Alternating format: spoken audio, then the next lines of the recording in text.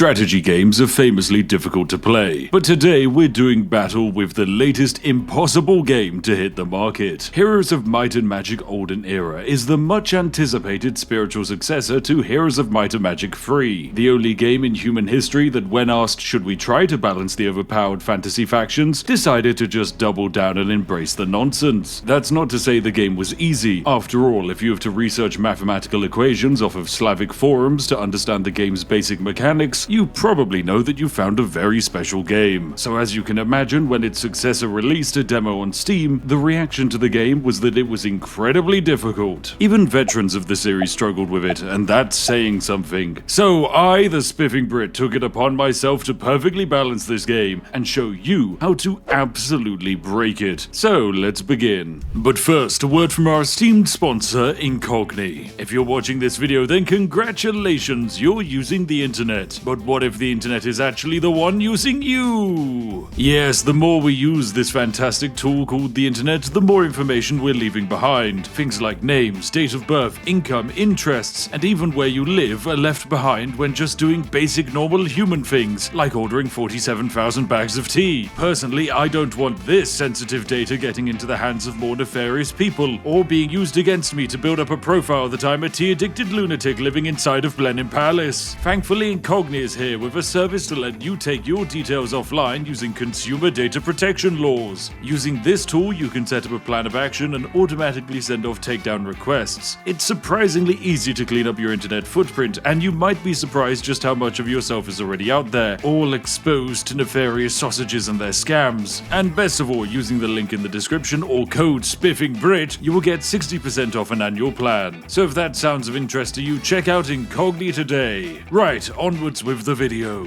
Alright, so welcome to our game modes. We're of course going to be playing on Classic, it's wonderful. And when it comes to maps, I've actually got myself some custom maps, that's right. Normally with the demo, you're only allowed to play with 4 players, but thanks to modders, we can stretch that to 8. Is this a good idea? No, it's actually terrible, because if the AI is already far too overpowered when there's only 3 opponents, imagine what happens when there's 7. Yes, I don't stand a chance at all, but then again, I am a nefarious British person who's more dastardly than you can even comprehend. So we're going to be playing on an 8-player fair and square map, and when it comes to factions, we've got a few options. There's the instant I win faction known as Necropolis, then there's a few other fun options, or the boring humans who, of course, we're going to be playing as. Now the way the game works is we must first pick ourselves a hero. They'll be leading our troops into battle and doing most of the fighting. They can cast spells, have various abilities, and they're all very useful. You might even recognize some of them. Now when it comes to our starting hero, we're going to be picking Zenith here. She's all about buffing the Lightweaver healers that our faction has at our disposal, but she has a really nice starting spell that's very useful and generally a good magic user. Finally comes the difficulty setting. So remember that people are struggling with this game on normal difficulty, and instead of doing that, we're going to increase the difficulty up a bit. And oh look, impossible. That's not the most extreme difficulty setting in this game. No, it's apocalyptic. Yeah! I do not recommend that you attempt anything that you're about to witness at home. It's a terrible idea. Right, welcome to the game, ladies and gentlemen. This is the strategic map. In the center of the map is our lovely town and castle of Featherfall. Inside of here, we can build 1 building per day. I've opened by constructing the scouting skyship. I really like it as it removes the fog of war from our starting city, giving us a nice view of where all of the most important things are in our local area. However, there are other very important buildings, like for example the Hippodrome that will allow us to start recruiting cavalry units. Unit recruiting in this game doesn't work like other strategy games. You have a fixed amount of units that you can recruit per week from your city. This means that Monday is the greatest day of all, for at the start of the week all of these counts reset and you can start rehiring your army. We start with a handful of troops as well. However, everything else on the map, because of the difficulty setting, is significantly more impossible. The AIs will be starting with tens of thousands of gold and nearly unlimited resources, as well as significantly more troops than us. On top of that, the random neutral creatures on the map have also had their quantities increased. This is really quite bad news for us. For example, if we want to take control of this Sundrop Chapel that allows us to recruit more Lightweavers, we're going to have to first deal with 20 to 49 of these monsters in a battle the game is predicting as instant death. So our first turn is complete. All we've done is run around the map grabbing some gold, and then the 8 other AIs now get to have their their turn. Now thankfully I've managed to run Zenith all the way up this road, grabbing some resources and gold along the way, meaning that I now have enough lying around to let me build the solar temple too. This increases our gold income each turn from 1000 to 1500 and also gives us some extra lore points. These lore points can be spent upgrading our faction and our units. Think of it like a tech tree in a different strategy game. And with the leftover money we have, we're actually going to hire ourselves another hero. We're going to buy Kendra here. Kendra costs us 2500 gold to hire at first, but she's going to be invaluable because at the starting parts of the game, we can have her run around the map. So this game's economy is very special. Unlike Total War where you just get money and units every turn, everything is slow and full of risk. You need to pick up resources on the map before your opponents do, choose what buildings to build and when to engage in a fight, as sure you might win, but is control of a lumber mill worth 2 weeks worth of griffin production? And when you commit to a decision, you really have to follow through. This strategy decision making is why Heroes of Might and Magic is such a beloved franchise. If you try and retreat in this game, you lose your entire army and hero. It's quite brutal. So there we go, at the end of day 2 we have ourselves 2 heroes and a little bit more resources than when we started, but this is still an utterly impossible game. In fact, it's an apocalyptic game and we just saw the AI arrive. It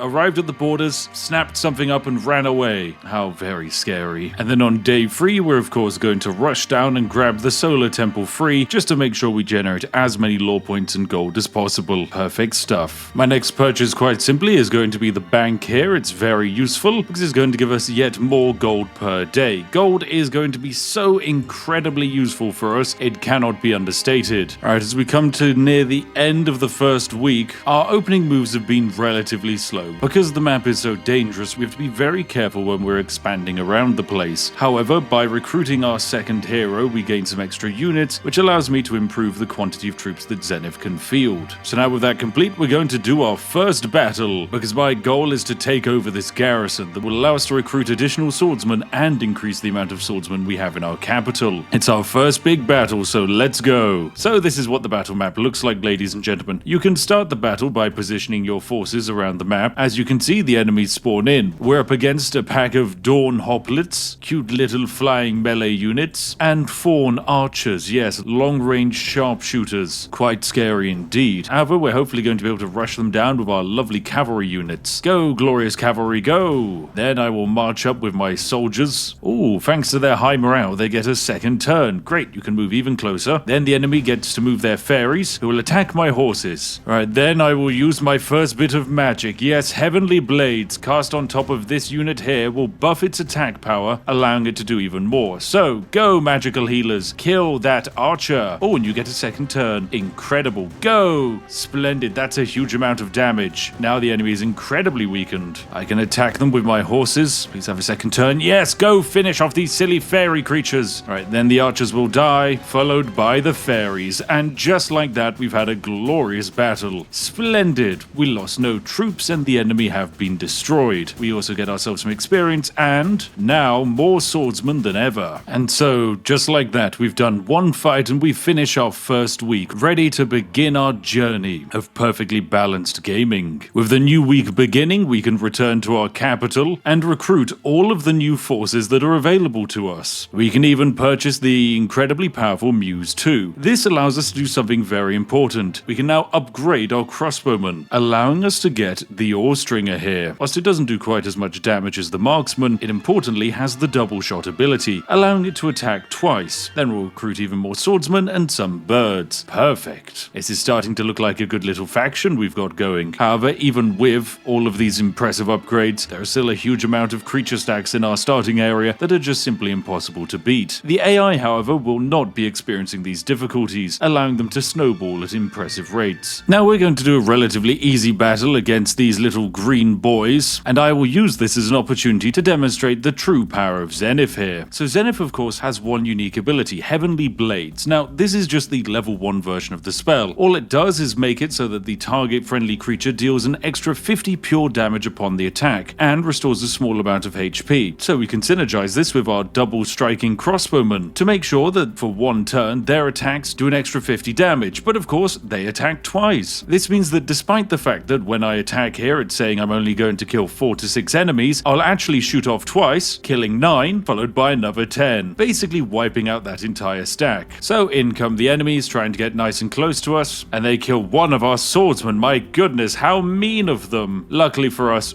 we have my bowman here to do, you know, an insane amount of damage. Well done, bow boy. What a glorious victory, letting us recruit even more swordsmen. So yes, if we're able to synergize this very powerful base attack booster, we're going to be in a position where we can do some incredible things. But first, we'll need the Mages Guild. Yes, the Mages Guild not only allows us to learn new spells, but it also lets us upgrade some of our existing ones. Oh, AI player lost blue. Hang on a second, that means one of the AIs has already killed one of the other players. What? Okay, that's insane. Now, the main thing that I'm saving up for here is this wonderful building here, the Mage Guild level 4. This is the most important building for us because it's now going to allow us to use and upgrade the Heavenly Blade spell. It's already incredibly powerful, but it could be even better. Oh my goodness, there's an AI player there. There's an AI player, we found one. Oh no, it's Mole.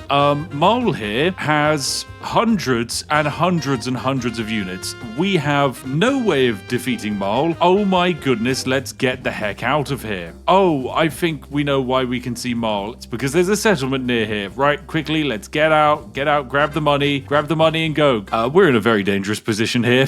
My goodness, please do not come towards me, Mole. Please do not come towards me, please. No, Mole, no! Oh dear. Yeah, so Marl has immediately arrived, and we can try and do some battle against him.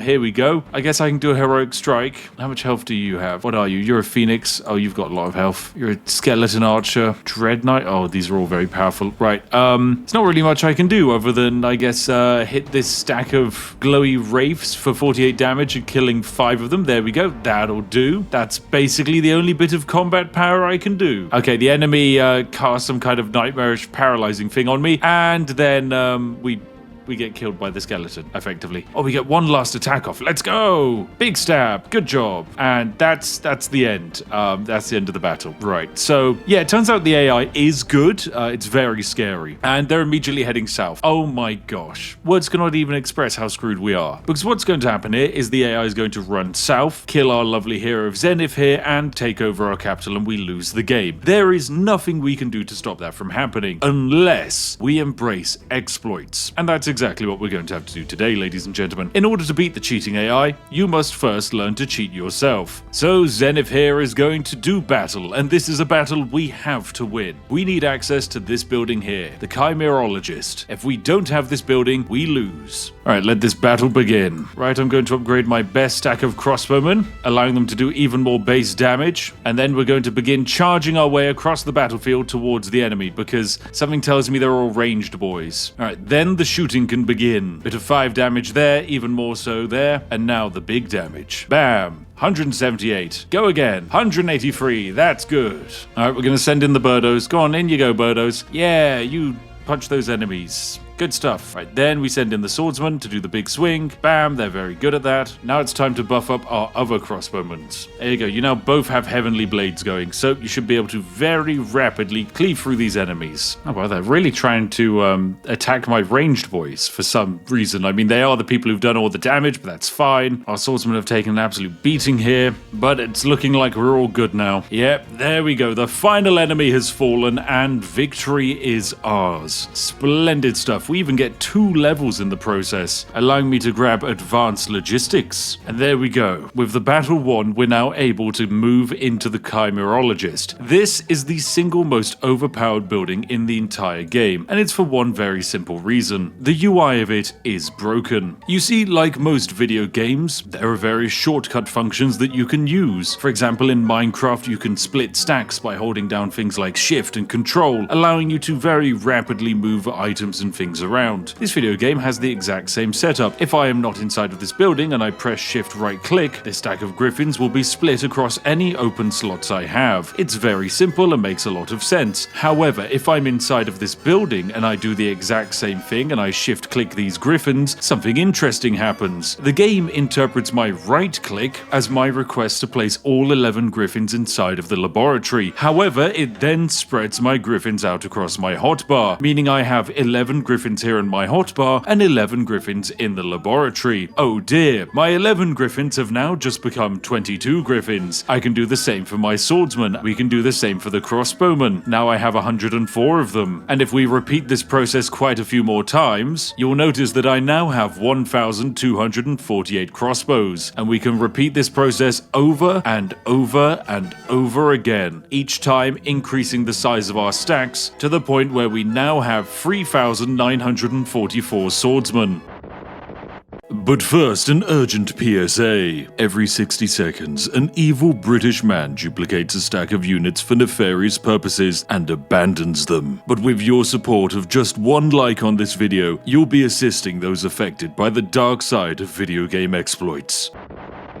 So, with our brand new hero stack, we need to do something very important. We need to start upgrading our horrifically overpowered magic spells. Of course, because of our amazing stack of troops, we're now able to do some of the scary dungeons in this game. Look at this! Some dragons have arrived and attacked my lightweavers. How very annoying. Of course, this can be solved by sending in 3,900 swordsmen to do somewhere between 5,000 and 8,000 damage. Yes, that's enough to kill them. Great job. Minor casualties only. Oh, is this another hero coming down? Yes, Cyanide is definitely somewhere to our north because they've got a second hero. Melosa the Golden has arrived with a much smaller stack, so this is definitely not their primary force. Anyway, using our primary force, we're going to be attacking these floaty ghost creatures, killing all of them without a single casualty. Why not? This is important because we need the alchemical dust that they leave behind. This alchemical dust is very useful because now that we have a tier 3 magic school, we can upgrade the Heavenly Blade spell. At tier 2, the spell now does plus 100 pure damage rather than plus 50, making it even more powerful. Alright, now let's go do a very important fight. We're going to fight the Troglodyte Throne. It is apparently going to be an incredibly easy battle. Let's do it. So we're going to cast the Heavenly Blade spell. However, because our hero knows light magic so well, this is actually going to be buffed to level 3, meaning it now affects all friendly creatures, giving all of them an extra plus 100 base damage. This is very useful as it allows my griffins here to be quite scary, and it now allows my swordsman to, well, one-hit anything, but then again, they were doing that anyway. Right, ranged boys, you do what you do best, instantly kill everything, leaving behind this small pile of men to take 82,000 damage. And there we go, the battle over this mountain of gold is complete, and we lost no one. Right, I think it's time we probably advanced and expanded our quantity of cities, so I'm going to attack the neutral city of Hollow's Rest here, which, is no problem at all, and now we have ourselves a second city. This is an undead city, and allows us to recruit things like skeletons or the game's most overpowered units, vampires. We don't actually need any of those things, but having a second city is still very useful, as it massively boosts our economy. Now here's the thing, let's say you don't want to use the Chimera exploit to duplicate infinite stacks of troops. Allow me to demonstrate why Zenith is so powerful. Her unique ability to give everyone an insane amount of base damage is wild, and it's wild for one very simple reason. If we get these units that can attack twice, and we cast the spell that adds plus 100 to all of their attacks, despite the fact that I have a stack here that consists almost entirely of just one crossbowman, this one crossbowman's attack has been raised from 3 to 4 to now 200. If I were to shoot these tier 2 assassin-y kind of things, I'm not going to actually kill any of them, but thanks to my spell, I do. They take quite a lot of damage indeed, and because it affects all of my units, well, I can repeat this process over and over again. And because these are ranged boys with decently high initiative, I always get to act ahead of the enemy. And this means that despite the fact that I genuinely just used 4 individual crossbowmen, it was still enough to wipe out the entirety of the enemy. It's perfect. So with 2 cities under our control and Zenith demonstrating the power of some horrifically overpowered crossbowmen, it's time for us to go on the offensive. Yes, we can clearly see the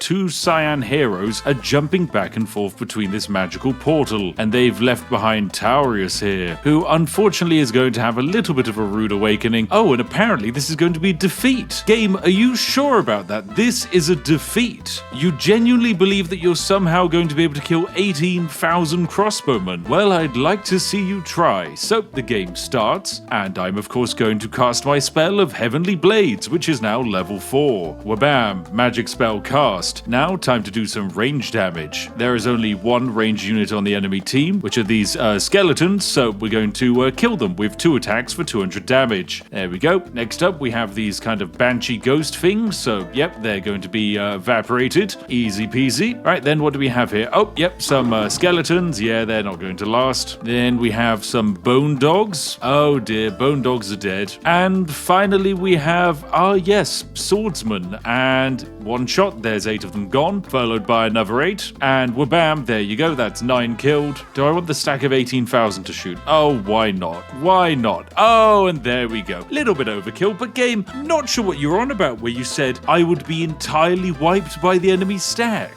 It's very bold of you to assume that. Alright, well let's see where this magical portal goes, because I think it should lead us to the enemy. Yep, there's Melosa the Golden, and we're in some kind of spooky domain. Very fun. Oh, there's some pretty overpowered stuff here. We've got ourselves the Monty Hall. It's got some random artifacts in there. I love random artifacts. Okay, we've just managed to find ourselves a very powerful magic scroll, granting us the ability of shadow flight, which basically just means that our hero can now fly over map boundaries. Oh my goodness, there's an enemy city. There we go. We found one. We found an enemy city. All right, down here we go. Yes, it's the Cyan City. Perfect. And oh, there's Marl with his massive stack of enemies. Right, so time to deal with the Cyan hero. Huzzah! In we run. And seeing as this is a proper big fight against the AI, I think it deserves some good focus from us. Let us cast our tier 4 heavenly blades. Wha-bam! And now we are ready. Let's hit those skeletons. Bam! 17 of them gone. Followed by another. Out come the enemies. All right, let's kill some of these evil ghosts. I'm going to try killing these weird floaty nightmare creature things. Dread Knights. Yep, they definitely should die. Okay, right. Now we have our big attack from the stack with 18,000 troops.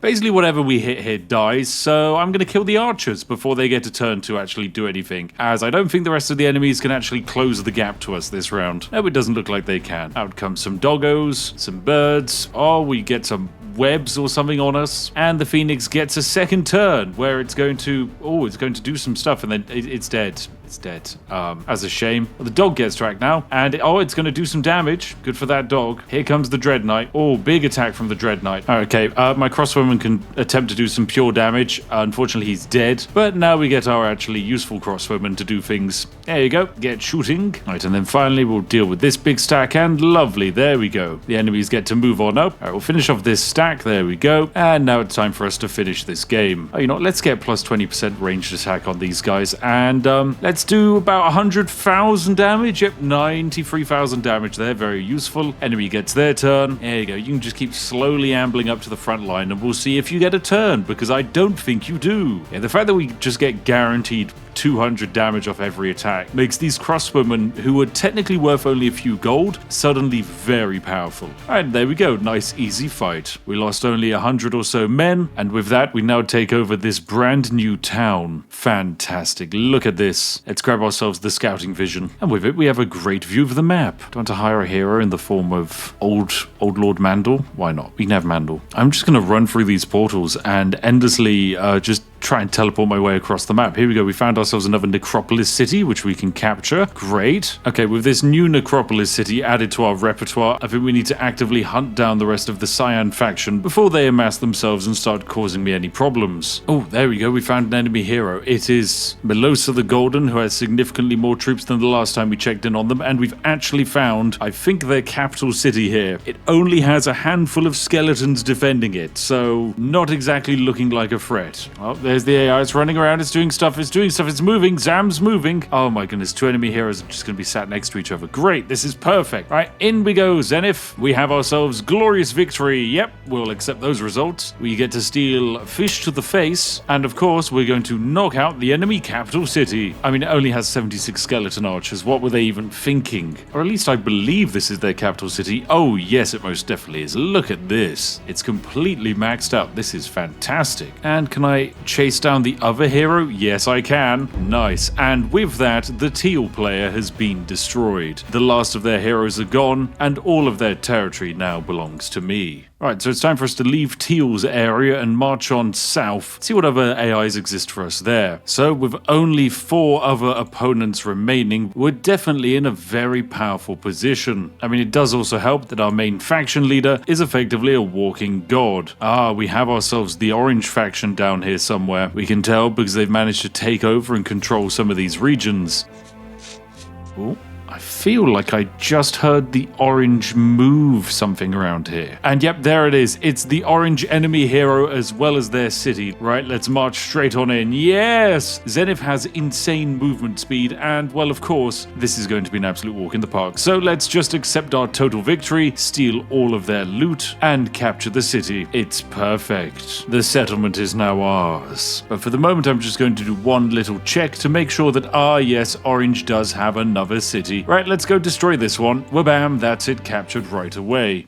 And to our south, we have ourselves the Cornu Amonis. Yep, they're the purple faction. And something tells me that they're not going to be lasting very long on this world map. No, no, no. Well, let's see if they try and bring back a hero in time to save themselves from the 18,000 swordsmen that are about to descend on them. And the answer to that question is no. So that's a city captured for us. And I think we've just located a purple faction hero and their last city. They're slightly obscured by the fog of war, but that certainly looks like them. Meanwhile, I'm doing my best to run around the land, making sure that there's absolutely no remnants of the orange faction remaining, because they definitely still have at least one more hero. Okay, right, John Johnson, it's time for you to steal this wood stack and then make our way south to what is probably a hero. Oh, there's the green hero. We found him. It's Heretic Avis, yes. Not exactly many men in their stack, but then again, the AI isn't like me. They can't cheat in such a way that is as effective and cool.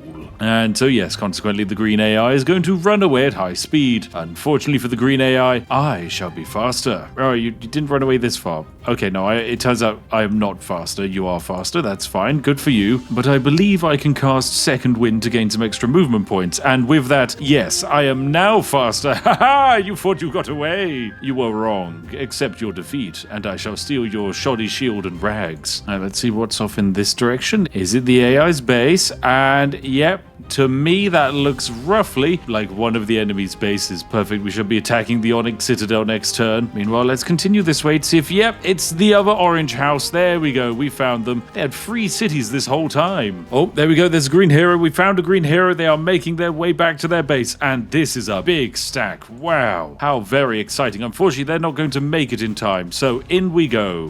Where on earth is the orange hero? I've now found the yellow faction. On my quest to find and kill the orange hero, I've now left, I guess, the entirety of the orange area and walked into yet another orange city. What is this nonsense? How have they been doing this? All right, bam, I'm casting Second Wind and we're going in. There we go. Don't care. It's cheaty, I know, but I'm in. It's captured. I'm going to do a little dimension door and teleport over here. Yeet. And there we go. We found the final orange base. I knew it. I knew there'd be another one. Right, we're going to Second Wind and dimension door, attack their base, captured it. And what's that? We've got another enemy hero here. Well, I'm sorry. It's time for another Second Wind and straight into there and they're dead. Fantastic. The AI play of orange has now been lost. It's just green, purple, and yellow remaining. Right, we've found our first dragon utopia. This here is one of the exciting kind of places you can get, because you have to fight off a huge amount of spicy dragons. Unfortunately for the dragons, you know, we have stacks of 2,500 crossbowmen. So even though with each attack they kill 55 of them, it's still not going to save them from what's coming. Alright, so first things first, we'll just have one crossbowman stab a dragon. Oh, and he gets a second turn. Right, we'll stab another dragon then.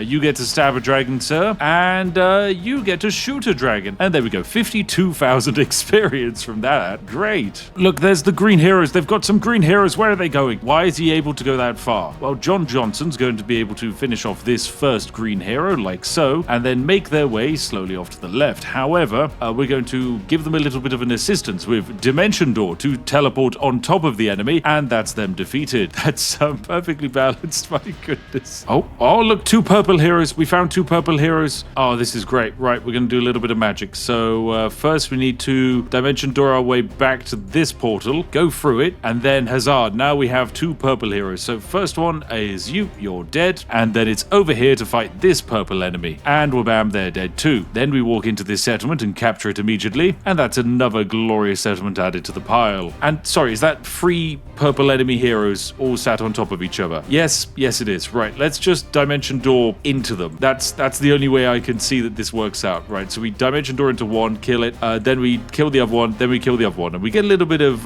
movement every time we do this. So It's great. That's 3 purple heroes all killed on the same turn. Oh, and is that yet another purple hero? Yes, it is. Marching a single unit into our stack and dying. Is that another one? Yes, it is. What is the AI? A third one. A third hero has hit Zenith. What is going on? Flawless tactical decision-making AI. I loved what you had to offer, but unfortunately, I have captured this city. Oh dear, oh dear. The purple AI is running around doing stuff, I guess. Leon Sticky Fingers. Unfortunately for Leon Sticky Fingers, he's going to die. I haven't really got a snazzy way of making that exciting. But yes, they're dead. I just need to find the other purple hero. Ah, there they are. It's Motley. Right, Motley, I'm going to unfortunately dimension door on top of you like so, and you're dead. And oh look, there's a purple city. Let's go! Glorious victory! And with that, purple is gone. Splendid. Yes, we now have so much money, the game's UI can no longer comprehend it. Very good indeed. Alright, now it's Operation Find Wherever Green and Yellow are. Ah, there's a yellow hero. Perfect. Right, once again, we just simply dimension door on top of them, and they're dead. Then we can fly in this direction. Alright, I think I'm starting to converge on the yellow's hotspots. Both the remaining yellow and green strongholds are hidden somewhere in this area. There's a yellow hero. We found one. We found a yellow hero. They're behind us. Oh, great. Right, Zenith, you gotta start going the other way. I'm sorry. Alright, there they are. We've done 2 dimension doors. Now I think we should be able to, fly across the entire map's terrain to kill Telaris the Betrayed. And now it's up here we go. Okay, right, I do realize that technically Heroes of Might and Magic Olden Era kind of has old in the name, which doesn't make it feel quite as appealing to the young people who talk with a different lexicon these days. As a result, I'm going to try and do this next section of the game using youthful terminology. So, sup guys, this is Old Lord Mandel heading to the Chimerologist to do some dragon maxing. That's right, we split our dragon stacks up a bit and allow the drag maxing to begin. With that, we now have 6,000 cave dragons that we can use to combat Mog our enemies. This is definitely terminology that someone somewhere is using. And the yellow faction is dead. Oh, and we've made our way to the green faction as well. Right, John Johnson? It's time for you to get some extra speed and go fight them. It's a perfect, easy victory. Oh, and what's this? Is it the final green city of Black Cliffs? I think it could be. So in we go, we capture it, and there they are, potentially the final hero of the entire game. Lear the Unearthed One. All I need to do is cast a few second winds for some extra movement. Okay, quite a lot of second winds, and even then that's not enough. Right, dimension door on top of them. Let's go. That's a glorious attack, and yep, that was actually it. That was the final green hero and city now defeated. And with that, ladies and gentlemen, we have just won our first game of Heroes of Might and Magic Olden Era, using perfectly balanced and legitimate strategies. Now, yes, some of you watching would say, I'm not sure if it's fair if you're able to duplicate troops and build up a mega army that can't be stopped. And to those of you I say, this is a Heroes of Might and Magic game. That's exactly what everyone has been doing for the last 20 years. As always, thank you very much for watching this video, and thank you for giving it a like. But our biggest thank yous of all go to our lovely YouTube channel members and Patreons for helping fund this madness. Each and every one of you is a majestic sausage. Anyway, I'll see all of you in the next one. Have a lovely day, and goodbye for now.